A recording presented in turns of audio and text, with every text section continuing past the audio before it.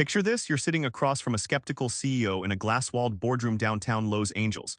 The deal hangs by a thread. Instead of pressure, you lean in and say, "Tell me what matters most to you." Suddenly, the room shifts. What just happened? That's the art of persuasion, not intimidation. Bob Burg's breakthrough is that you don't have to bulldoze your way to yes. But how do you unlock this power? Let's dive in. Winning people over isn't about talking louder or pushing harder. It's about one simple truth that most overlook. Here, how masters wield importance as a secret weapon. Bob Burg tells how Dale Carnegie, the persuasion titan, never missed a chance to make someone feel truly important.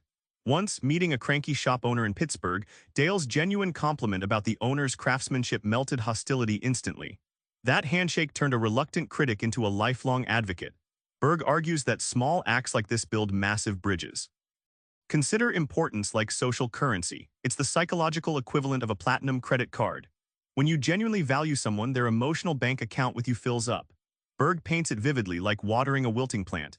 Without it, relationships dry up. With it, they flourish beyond expectations, making persuasion less a battle and more a natural exchange.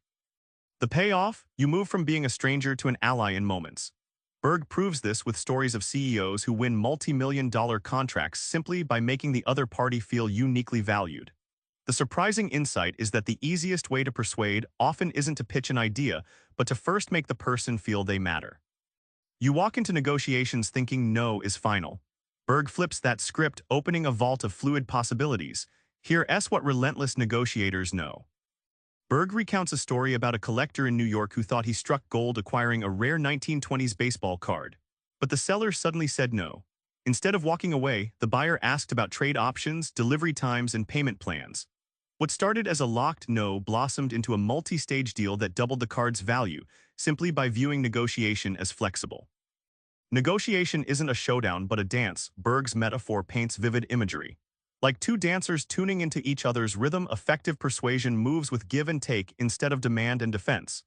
Each step can be adjusted, creating harmony instead of conflict, unlocking paths that a rigid mindset never sees. The surprise here, no isn't rejection, it's an invitation to explore new solutions. Burg shows that every refusal holds the hidden question, what would it take? Master persuaders listen for that question, pivot fluidly, and turn dead ends into doorways, transforming stalled talks into win-win breakthroughs. Dealing with stubborn or hostile folks, Burg's lessons here are like unlocking a secret level in a game complex but masterable. Let's see how the pros handle the unhandleable. Burg shares a vivid incident where a sales rep faced a notoriously grumpy client in Chicago. Instead of clashing, she asked about his biggest frustrations and echoed his emotions back. This simple act dissolved weeks of tension, replaced by genuine trust. Soon, the client wasn't just buying, he was championing her brand internally.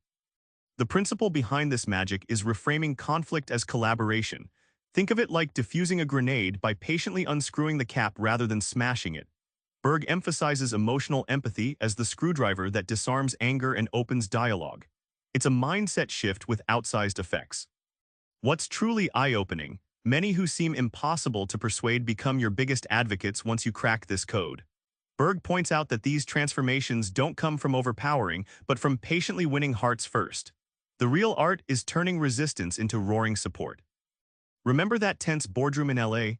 That very moment was persuasion's secret unfolding. You didn't press harder, you made the other person feel valued. Bob Burg's art is less about winning battles and more about winning people. So next time, try this. Before pitching, ask, what matters most to you? That simple question just might turn your toughest no into a yes. Subscribe for more book summaries like this one.